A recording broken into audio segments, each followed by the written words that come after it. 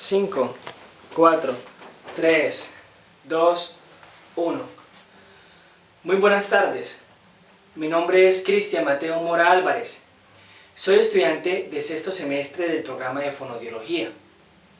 Siguiendo continuidad a este proceso evaluativo de evaluación e intervención en la enfermedad de Huntington en pacientes que presentan diagnóstico de disfagia, mi pregunta de investigación y como segunda pregunta de investigación es: ¿qué estrategias de intervención se pueden implementar en adultos con enfermedad de Huntington que presentan diagnóstico de disfagia?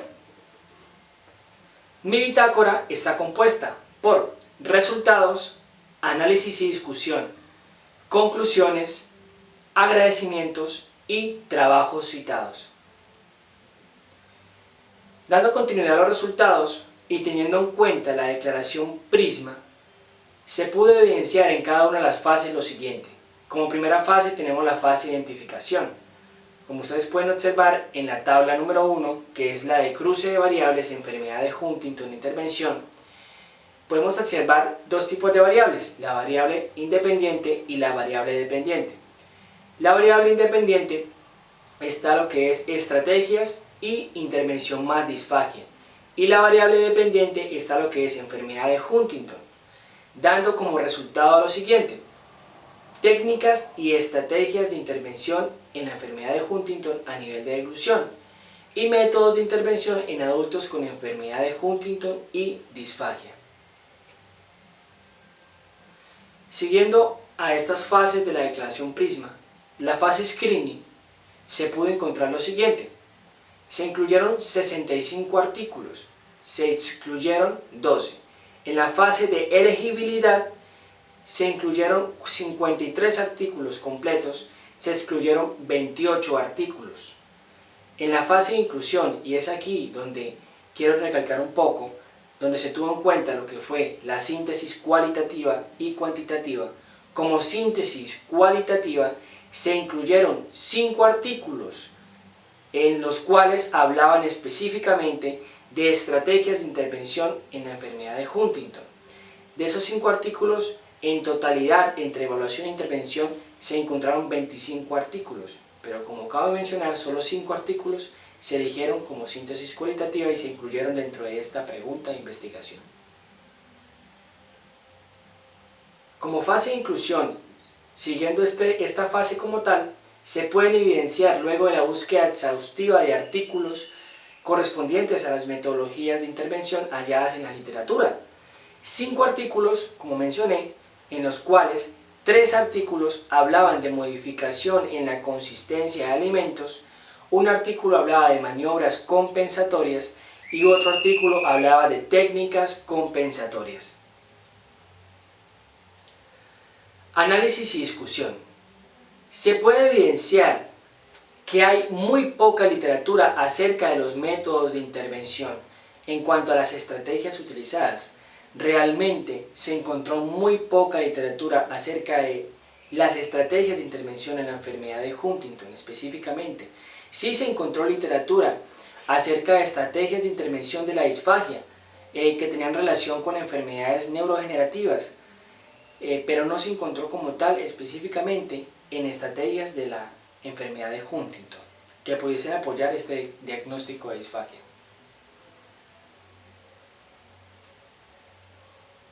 De acuerdo a esto, dentro del estudio se evidenció que el entrenamiento muscular respiratorio tiene efectos positivos para la función de la deglución, la estimulación eléctrica neuromuscular, los ejercicios orales motores, la biorretroalimentación, el tratamiento de voz de Liz Silverman. Realmente estos usados como métodos de intervención, como técnicas o maniobras compensatorias que ayudan a que esta deglución se dé de manera eficaz. Pero realmente donde quiero enfatizar es en lo siguiente: hubo gran relevancia en el uso de alimentación como método estratégico de intervención en la enfermedad de Huntington en pacientes con diagnóstico de disfagia en adultos, siendo este uno de los más usados. Realmente, como mencioné anteriormente, de los 5 artículos que se encontraron, 3 hablan de modificación en la consistencia de alimentos, y es aquí donde resalta este estudio en cuanto a la implementación de estrategias. Teniendo en cuenta esto, sabemos que la enfermedad de Huntington es una enfermedad neurodegenerativa y a consecuencia de esto se puede generar lo que es una disfagia progresiva. Esta enfermedad tiene unos estadios o tiene unas etapas, de una etapa inicial, intermedia a una etapa tardía.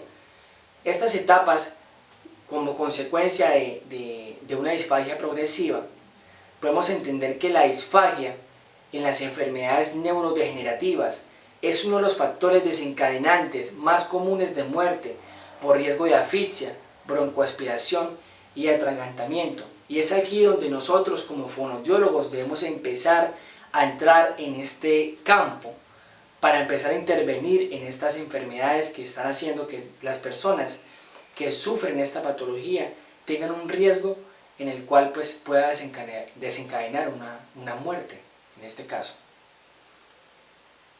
El objetivo principal de cualquier estrategia de tratamiento para un paciente disfágico es conseguir una alimentación oral. Realmente este es un reto que nosotros debemos ver desde un punto de vista terapéutico. Más que conseguir una alimentación oral, no simplemente es conseguir una deglución completa. Recordemos que estamos hablando de enfermedades neurodegenerativas que tienen una disfagia progresiva.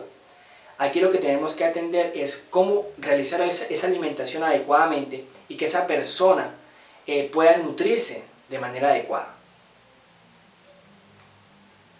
El fonoaudiólogo ha aportado actividades rehabilitadoras que consoliden el abordaje, tales como la transformación de consistencia como proceso de adaptación, alimentación, conductas motoras o ausencias patológicas. La modificación de la dieta ayuda a complementar el trabajo compensatorio que requiere para mantener las habilidades deglutorias. Quiero decir con esto que nosotros también no debemos trabajar de manera aislada. Esto requiere también de un trabajo multidisciplinario, como lo es el trabajo con terapeutas ocupacionales, con fisioterapeutas, con nutricionistas, porque ese trabajo más que todo requiere de que el paciente tenga en cada área un apoyo para poder realizar esta deglución de manera adecuada. Desde el punto de vista fonoaudiológico y la literatura ya de la investigación de este artículo, se puede decir, mediante estos estudios, que como método que se puede implementar y dando respuesta a la pregunta de investigación, es la modificación en la consistencia de alimentos. ¿Por qué quiero decir esto? La verdad, las técnicas de modificación de consistencias y textura de alimentos apoyan el procesamiento mecánico alterado, disminuyen los riesgos de aspiración y efectivizan la deglución. Como método de intervención estratégico que se puede implementar sería la modificación en la consistencia de alimentos para las personas que tienen enfermedad de Huntington, adultos que presentan diagnóstico de disfagia. Conclusiones. Se logra determinar que desde los métodos de intervención utilizados la modificación en la consistencia de alimentos tuvo más relevancia en el manejo de adultos con enfermedad de Huntington que presentan diagnóstico de disfagia. De acuerdo al estadio que presente la enfermedad, es aquí donde nosotros debemos saber en qué momento actuar, cómo intervenir para que estas personas puedan recuperar sus habilidades deglutorias. En este caso, no recuperarlas completamente, sino mantener esas habilidades para que se puedan nutrir adecuadamente. Se logró determinar que desde la literatura hay poca información acerca del abordaje terapéutico de estrategias de intervención en la enfermedad de Huntington, siendo de suma importancia. ¿Por qué? Porque esto nos sirve para el manejo de esta patología en nuestro campo fonoaudiológico. Que este estudio también sirva como base para otros estudios para indagar un poco más sobre estas estrategias de intervención en esta enfermedad que nos pueden servir como base para los métodos de intervención que se pueden utilizar en nuestro campo fonoaudiológico. En Colombia no existen realmente muchos estudios que hablen de estrategias de intervención en cuanto a la disfagia en pacientes con enfermedad de Huntington que tienen diagnóstico de disfagia. Realmente no se consiguen estudios. Solo se encontró un estudio de la Universidad Nacional que hablaba de las características de esta enfermedad en cuanto a habla, lenguaje y deglución, pero no como tal, como estrategias que nos puedan ayudar a implementar a dar un abordaje como tal terapéutico en el cual podamos intervenir. Agradecimientos primeramente a Dios, segundo al profesor Sergio Carrillo, a la profesora Zaida, la epidemióloga, y a la profesora Maritza Díaz. Mis trabajos citados. Muchas gracias.